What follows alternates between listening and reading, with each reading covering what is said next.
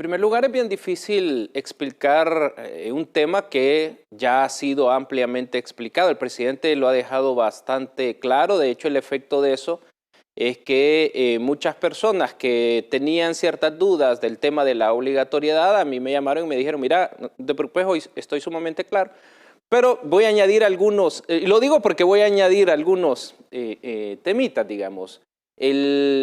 Hay dos segmentos de la población, llamémosle así, que estaban cuestionando eso. Está el segmento de las personas que verdaderamente tenían dudas y está el segmento de la oposición. Hemos solventado el primero, el segundo es imposible solventarlo, no se va a solventar. Ayer veía un tuit del presidente de una gremial y él metía un tema de normas contables con tal de confundir, y la misma población, los mismos auditores, firmas internacionales, le decían, pero mire, usted no ha leído ciertas normas internacionales de auditoría, y bueno, le explicaban.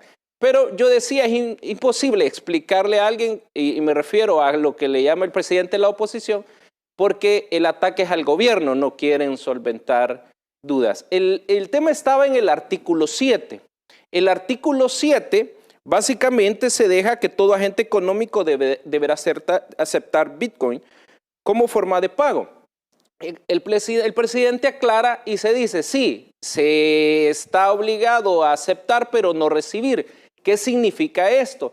Esto es cuando una persona que vive en Europa trae una tarjeta de crédito y esa tarjeta de crédito es en euros, pero cuando viene a pagar, el comercio está obligado a aceptar la tarjeta de crédito, pero lo que le ingresa al comercio es dólar. Va a ser lo mismo. Por eso el tema de la wallet que va a crear el gobierno, pero también se ha dejado en el artículo 8 que el mercado puede definir, o las empresas pueden definir sus propias wallets, pero la que va a crear el gobierno prácticamente va a tener ese sistema de convertibilidad. Entonces, instantánea, y eso lo dice el artículo 8, eso es un mandato de la ley. Esta ley es una ley bastante intraconectada, digamos, entre sí. Por ejemplo, en el tema del dólar, que ya voy a seguir explicando el artículo 7, que en el tema del dólar, en toda la ley básicamente habla de dólares. Por ejemplo, con el tema del salario ya está definido que se va a pagar en dólar, ya te voy a decir el artículo. Con el tema de las pensiones ya está definido que se va a pagar en dólares. El artículo 1, inciso segundo, hace una referencia y dice sin perjuicio de la aplicación de la Ley de Integración Monetaria. Cuando tú dices eso en técnica legislativa, hace una remisión internormativa y mandas a una lectura de obligatorio cumplimiento. Me refiero a que el artículo 7 dice que los salarios se pagan en dólares. Esta ley no habla de salarios.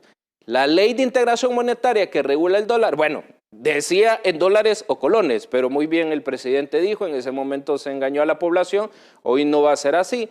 El artículo 7 de la Ley de Integración Monetaria dice, y es obligación, que se va a pagar los salarios en dólares. Las pensiones, el artículo 9 también es importante, por eso se hizo esa remisión en el artículo 1 de la ley Bitcoin. El artículo 9 de la Ley de Integración Monetaria habla que las pensiones se pagan en dólares. Entonces, si tú te fijas, se tiene básicamente en todo el articulado, por ejemplo, en materia tributaria, el tema en materia tributaria será el artículo 4, todas las contribuciones podrán ser pagadas en Bitcoin. Dice podrán ser pagadas, hay una posibilidad, pero siempre se van a pagar en dólares. En los precios también todo precio podrá ser expresado en Bitcoin. También quiere decir que el dólar siempre es obligatorio expresar los precios. Y el artículo 6, esto es muy importante para que se entienda tanto las empresas, las personas naturales y jurídicas, para fines contables se utilizará el dólar como moneda de referencia. Entonces, la integración intranormativa que tiene esta ley es bastante clara en cuanto a la regulación de qué se aplica, cómo se aplica en relación al dólar. De hecho, el tema de referencia del Bitcoin es el dólar. Pues bien, el artículo 7 entonces lo que dice es, yo deberé aceptar el Bitcoin, pero yo voy a tener la posibilidad de escoger si es Bitcoin o es dólar. Eso va a ser, y lo dice el artículo 8, ni siquiera lo decimos nosotros.